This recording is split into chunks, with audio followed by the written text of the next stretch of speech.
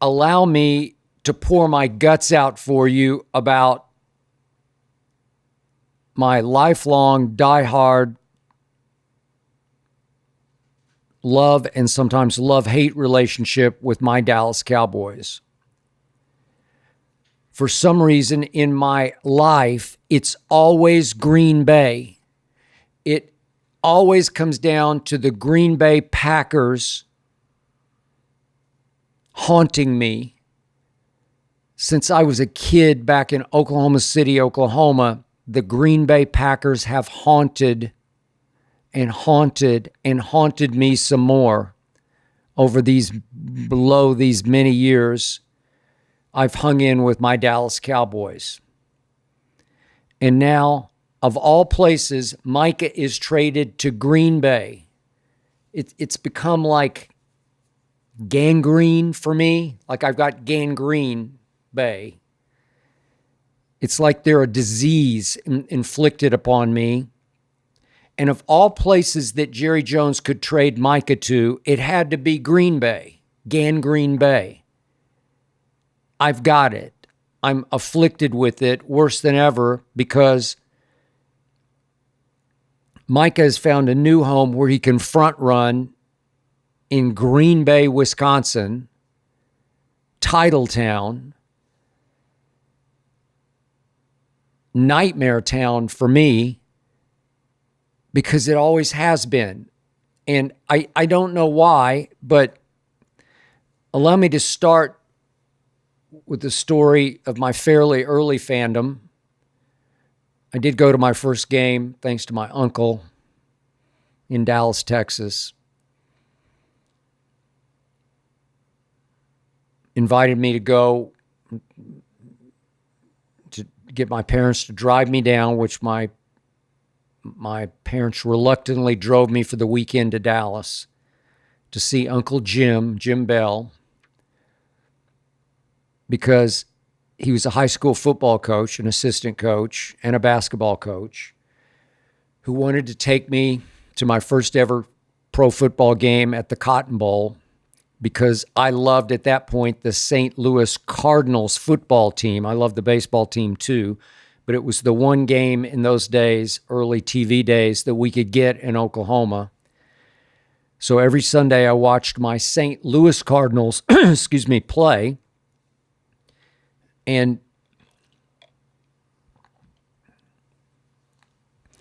I fell in love with a lot of their players to the point where I thought, well, if I'm ever going to see a game, I'd rather see the St. Louis Cardinals play these upstarts called the Dallas Cowboys, an expansion team in Dallas. At that point, the Dallas Texans were more popular in Dallas than the Cowboys, who were terrible. But at age 10, I went to a game to watch the Cardinals, and as it happens to many kids around this country, if not around this world, I fell in love with this color. In those days, they had the stars on the shoulder pads. It just got me. And I knew by the third quarter, I wasn't rooting for the St. Louis Cardinals anymore. I was rooting for the home team, featuring a little 5'7" quarterback named Eddie LeBaron at quarterback. Eddie LeBaron. They got me. They got me good. And just as I started to love them, they started to take off under Tom Landry. And they rose all the way to 1966. It was January 1st of 67, actually. It was the 1966 championship game. There was no Super Bowl yet. I didn't go to the game, but the Green Bay Packers played the game at the Cotton Bowl against my Dallas Cowboys for all the marbles for the NFL championship. And Vince Lombardi's Packers beat my Cowboys 34-27, a game I watched very closely on television. And it ripped my soul out because we had them. Don Meredith was my quarterback, and then we didn't have them. I thought we could hold Green Bay to under 34 points, at least under 30, and we couldn't. and they outscored us 34-27, which led me to my next year. We bounced right back and wound up in the NFL championship game, but this time it was at Green Bay. And that Sunday, my father had just entered rehab for alcoholism at the VA hospital in Oklahoma City. And my mother insisted that we go visit him in the hospital. He was so bad at that point, they actually had to give him a hospital room before he went into the hardcore rehab, which never worked. But that Sunday, I was required to go to the VA hospital with my mother to visit my father in a hospital room. I couldn't take it for very long, and I told her, I have to watch this game. And she told me she'd been there with him a couple of nights before. And she said, they have TVs. You can watch it. So in the hallway, they had mounted outside the hotel room a little black and white TV. It was black and white. I'll never forget it. And I sat in this single chair in the hall outside his room and watched what became known as the Ice Bowl. December 31st of 1967, probably before your time, but I'm sure if you're a Cowboy fanatic the way I am, you've heard all about it. It was 50 below wind chill. It was a game that should never have been played. It was a game that came down to a quarterback sneak by Bart Starr over his guard, Jerry Kramer. My defensive lineman could not get a foothold in the ice. The field was a sheet of ice. We're easily pushed backward off the ball, and Bart Starr was able to sneak it in over Jerry Kramer for the 21-17 touchdown. December 31st of 1967, the Ice Bowl turned my soul to ice. Devastated me as I sat in the hall outside my father's VA hospital hotel room as he entered rehab. I think that was the second time out of 3. None ever worked. He died at 49 of cirrhosis of the liver, the classic alcohol disease.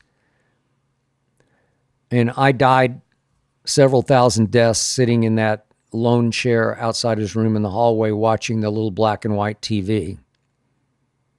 FanDuel is getting you ready for the NFL season with an offer you won't want to miss.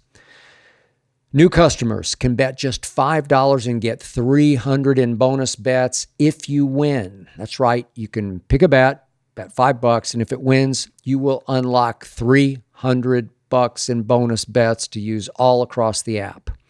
You can build parlays, you can bet player props, you can ride the live lines. Whatever your style, FanDuel has you covered. The NFL season is now in full swing. The only question is, are you ready to play? I mean, play. Visit FanDuel.com/skip. Use my first name, FanDuel.com/skip, to download the FanDuel app today. Do it right now. Get started now. Jerry Kramer wound up writing a book with the great Dick Schaap of ESPN fame, dear friend of mine, confidant of mine, mentor of mine. They wrote a book that was I guess it was the first ever best-selling sports book about pro football, and it was called Instant Replay, and it was inside a championship team from the inside out. Jerry Kramer was brilliant, effusive,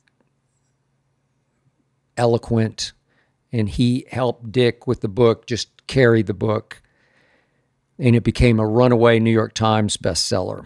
Instant Replay, off that game of which I was the victim. So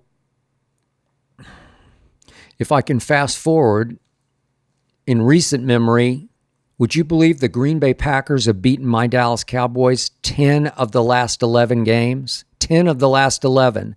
The only time we won a game was in Dak Prescott and Ezekiel Elliott's rookie year. We went up to Green Bay in our 6th game of the year and beat Green Bay at Green Bay, beat Aaron Rodgers at his own game to rise to 5-1 with a rookie quarterback and a rookie running back. We actually won 11 straight. We lost to Eli at home in the opener that year. But we announced our national arrival by beating Aaron at Aaron. That was the only game we've won in the last 11 games. 10 of the last 11, Green Bay has beaten us. Aaron Rodgers went 8-2 in his career, has gone 8-2 in his career against Dallas, but one was in his first year of starting at Green Bay back in 2008. I don't count that one. The other one was, I just detailed for you, the game that got us to 5-1 on the way to 11-1, Zeke's rookie year. And how did that year culminate? With Aaron returning to what became the scene of many crimes committed by him on us. We were 13-3 in the 1 seed with a week off, and we were not ready for the Green Bay Packers at home. They jumped all over us, but we fought back. Dak fought back. Dak was valiant in that game. And it came down to 2 intergalactic field goals off the foot of Mason Crossbar. The first one, a dying quail that he sliced a little to the right from 55 yards, and it was dying and fluttering and dying, and it eked over the crossbar just inside the right upright. I couldn't believe it made it, but it did. And then the game winner came off the same foot of Mason Crossbar. That was a 51-yarder, which he duck hooked off his foot, and somehow indoors, thanks to the hand of God, Green Bay's God, the ball was moved as it hooked to the left, back to the right, and just inside the left upright. Green Bay 34, Dallas 31. Thank you, Aaron. There were several other visits to Dallas, 2 others, in fact, in which Aaron just threw parties on my Cowboys at Jerry World. Aaron has owned us. So the only stretch that I hang on to when it comes to Green Bay was what happened in the golden era of the Dallas Cowboys. The 90s. I hope by now you've seen the documentary, America's Team, The Gambler and His Cowboys, featuring Jerry Jones, and to a much lesser extent featuring me as kind of the moderator/commentator, bridging gaps from controversy to controversy. That was it. That was our golden age. I mean, not that Roger Staubach didn't produce many big wins before that, but nothing involved Green Bay. But would you believe that through the 90s, we won 9 of 10 against the Green Bay Packers? And through the 90s dynasty, detailed in the Netflix doc, in 93, at the end of the 93 season, divisional round at Dallas, we beat Brett Favre 27-17. 94 divisional round, we beat Brett Favre at Dallas 35-9. 95 season, our last in the championship game, the last championship game we ever actually made it to, followed by the Super Bowl that we won against Pittsburgh. But that championship game was in Dallas against Brett Favre and the Packers, and we won 38-27. Against Brett Favre through the 90s in those 3 playoff games, we owned him the way Aaron has owned us. But we did have our run in the sun against Brett Favre because he completed only 56% of his passes in those 3 games and went 5 touchdowns to 5 interceptions with 1 lost fumble. So 5 touchdown passes for Brett Favre to 6 turnovers for Brett Favre. Man, were those not the days?